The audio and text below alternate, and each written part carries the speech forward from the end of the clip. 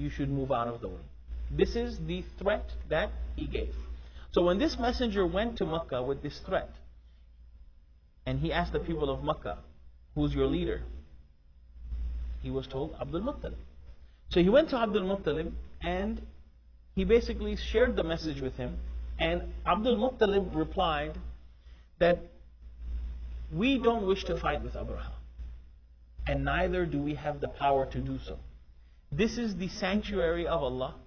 This is his house that his friend Ibrahim made.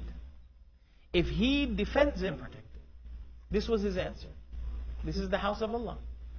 He'll take care of it. Okay. So when he received this message, he told Abdul Muttalib, why don't you come with me? Okay? Why don't you come with me and share your message? He probably thought, I'm going to go with this message and he's going to get upset and he's going to kill me. You know what?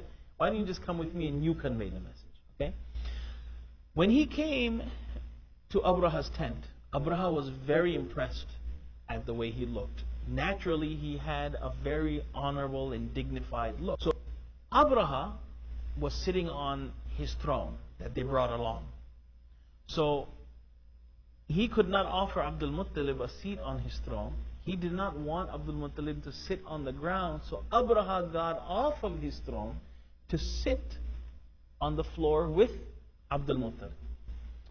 Now, when they were both next to each other and they started conversation, Abdul Muttalib told Abraha, see those 200 camels? Those were mine and I'm here to ask them back. Okay? I'm here to ask. I saw you, but then when I heard you, now I am very displeased. Okay? You came to talk to me about 200 camels that I have taken, but you don't mention anything about your religion and the religion of your forefathers that I have come to destroy. This is what you're talking about, 200 camels? I'm here with an army and you're just worried about your camels? Abdul Muttalib said, إِنَّمَا أَنَا رَبُّ الْإِبِلِ. I am the owner of the camels. Rabb, the word Rabb is also used as owner. Rabbul Bayt, landlord. And Lord, right? Landlord. So, إِمْنَعُهُ. The house also has a master, an owner, and he will take care of that house. Okay? So Abraha said, مَا كَانَ لِيَمْتَنِعَ مِنِّي. How can that Lord stop? What does that Lord have to stop me? So Abdul Muttalib replied, أَنْتَ وَذَاكَ. That's between you and him. How God is going to stop you and how He is going to save His house, that's between you and Him. Now, Abdul Muttalib went back to Makkah and he came back with the message and he warned his people what's going to happen, and he told everyone to climb the mountain. He went on the door of the Kaaba and he held the handle of the door of the Kaaba and he started to make dua to Allah. And he also started reciting some poetry. He also started reciting poetry, pleading with Allah subhanahu wa ta'ala to protect the people and to protect His house. Okay. Night fell. The next morning, Abraha prepared to enter the town. And he drew up all of his troops. He got all of the elephants to stand up. That person who was the first guide of Abraha's army, the main elephant. Abraha's elephant, the main one in the pack, his name was Mahmud. Okay, so the next time you see someone who's named Mahmud, I want you to think of that elephant. Alright? He went up to this elephant and he grabbed its ears and he said, Ibrak Mahmud, awirji rashidan min haythu jit. Sit down. Sit back down or go back to where you came from. فَإِنَّكِ فِي بَلَدِ اللَّهِ الْحَرَامِ. You are in the sacred, you are in the sanctuary of Allah subhanahu wa ta'ala. Go back to where you came from. Okay? As soon as he let go of his ear, that elephant knelt. This thing in his ear, he ran for the mountains. He jet. Now, historians say that the troops, they beat these elephants. They beat their heads with iron bars. They put hooks underneath their bellies to get these elephants up, but they would not get up. Now, during the course of all of this, if they turned the elephants any other way, besides the direction of the Kaaba, the other way, they would get up and start walking. And then as soon as they were turned around, they would kneel back down. All of this was going on. And where was this going on? Muzdalifah. In Muzdalifah, there is an area called Wadi Muhassar. Muhassar, in Arabic, ihsar. That's the same word that was used to describe when the Prophet ﷺ was stopped from completing Umrah the first time they went.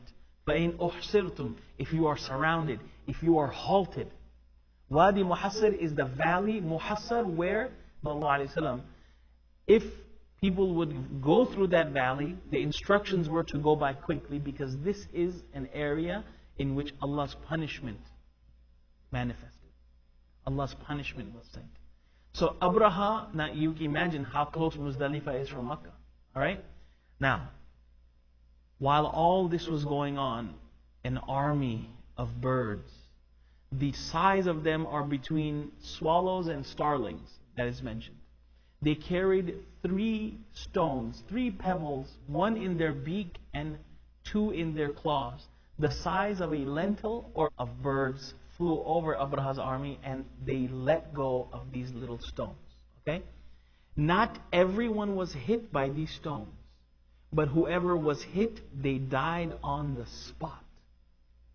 And throughout all of this commotion, the army started to retreat back. And some of them were hit on their way back. Okay? And with the exception of Abraha. Abraha was hit, but he did not die. But his body slowly, in all of his flesh, okay, off of his bones, finger after finger, limb after limb, all of his skin just started melting off of his body until he reached Sana'a and people saw. So in other words, he didn't die right away. Allah made him an example. And he went back to his city and people saw what had happened to him. And historians say that eventually his heart, it spilled out from his body. Right? So this is how we read Surah Al-Fil. أَلَمْ تَرَ كَيْفَ فَعَلَ رَبُّكَ بِأَصْحَابِ الْفِيلِ. Don't you see كَيْفَ فَعَلَ? Not what, but how. How your Lord dealt with the people of the elephant. أَلَمْ يَجْعَلْ كَيْدَهُمْ فِي تَضْلِيلٍ. Did He not turn all of their planning, كَيْدَهُمْ فِي تَضْلِيلٍ, in vain? وَأَرْسَلَ عَلَيْهِمْ طَيْرًا أَبَابِيلَ, and sent upon them birds, أبابيل. تَرْمِيهِمْ بِحِجَارَةٍ مِّن سِجِّيلٍ, threw upon them stones of fierce fire. فَجَعَلَهُمْ كَعَصْفٍ مَأْكُولٍ, and He turned them into hay. In other words, they were annihilated, they were totally crushed. As a result of this story, Quraysh got a lot of respect. That wow, these idol worshippers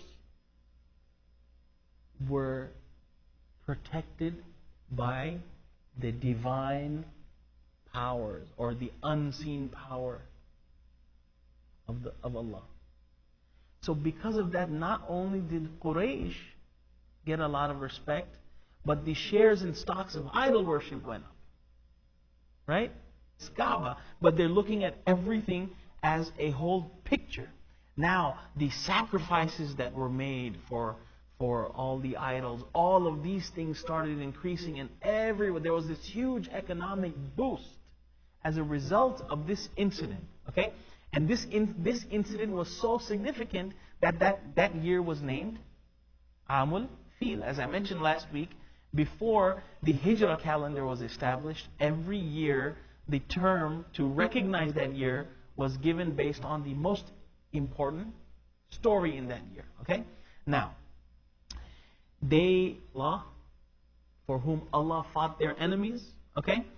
And as I mentioned, people had more respect than ever. Okay? Now, Abraha went with the intention to take people away from the Kaaba, and as a result, now more and more people are going to that. Now, I want you to think of it. Prophet ﷺ was going to be born. Had Abraha been successful, if Abraha was successful in his attempt, there would be no city of Makkah.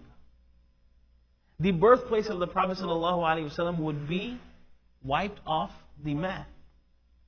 So this incident was part of setting up that stage for the Prophet ﷺ's birth. Okay? Now,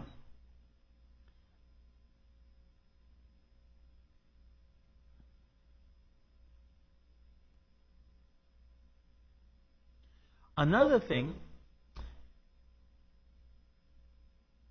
that one of the reasons why the Prophet ﷺ was met with so much resistance when he did come with this message was because of this incident.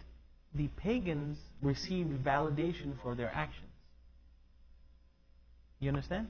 They received, or they understood it to be a validation of what they did. This is why in the communication with the Prophet ﷺ, oh, this is how us and our forefathers, they were doing something right. So we're going to continue to do that. Okay?